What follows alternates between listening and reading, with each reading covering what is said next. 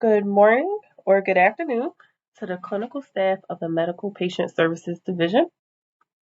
I want to start by thanking you for your time and attention to this quick refresher video on how to perform a dipstick. So as you know, you always want to start with a clean, dry container. Does not have to be sterile, just clean and dry. And I'm sure you already know that the urine cup has to be labeled with the person's first name, last name, date of birth, and the time of collection. The time of collection is very important because it lets us know how long the urine has been sitting at room temperature before it's processed or discarded. And um, it lets us know when to discard it. Main purposes of documenting the time of collection, very, very important. Something that you may not know, or maybe you have, is that the urine dipstick should be performed as a clean catch. So there's two different types of urine collection that we use here at GPHA. There's the first catch and the clean catch. The first catch is the patient just urinates in the cup. There's nothing else needed. Clean catch means that the patient has to wipe their genital area before they urinate in the cup. And I'll go more into that at the end of the video of how you can instruct the patient.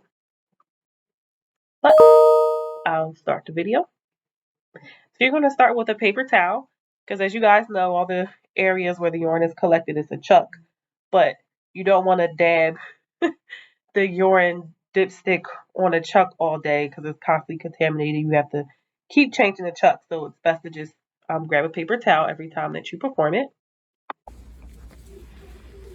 So you just place that in the area. Open the cup.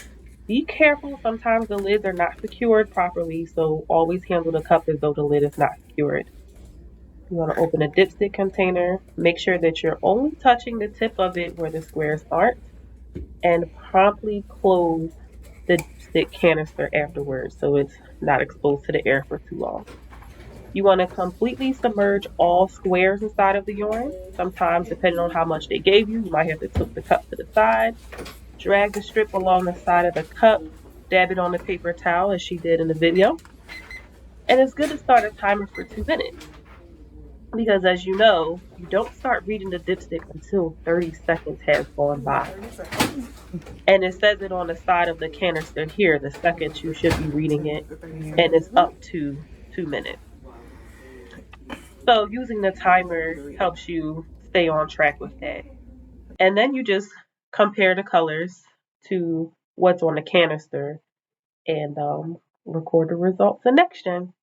Everybody has their different ways of remembering this. Me personally, if it's negative, I don't document it on like a sticky note or a piece of paper. Some people use the dipstick strips. Some people have the pamphlet that looks just like the picture in NextGen and they use that. And then some people, like myself, only documents what's not negative. And so I know when I go into NextGen, what's not documented was in the normal range, which is the first set of squares here. So take your time. It's not a rush. It should take you 2 minutes to perform the dipstick process. Okay, so now I'm going to go into how to obtain clean catch. All labs should be stocked with the moist antiseptic towelettes. That is what's used for the patients to clean their genital area. So the first thing you want to do is explain to the patient how to properly provide a clean catch sample.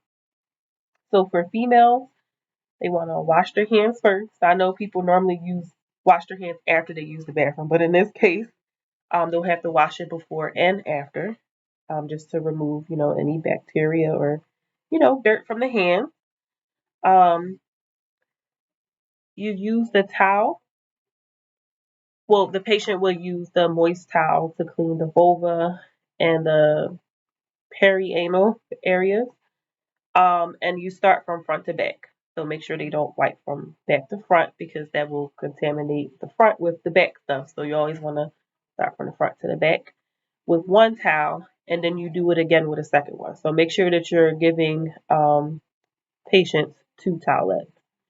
And you just explain to them to spread the labia with one hand, start urinating into the toilet, and then with the other hand, put the urine container under the genital area to catch the stream of urine.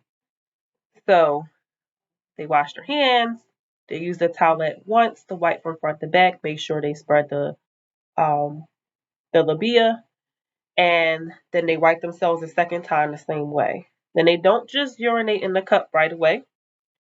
Um, First they urinate in the toilet, then they start to catch it. So the first bit is not caught.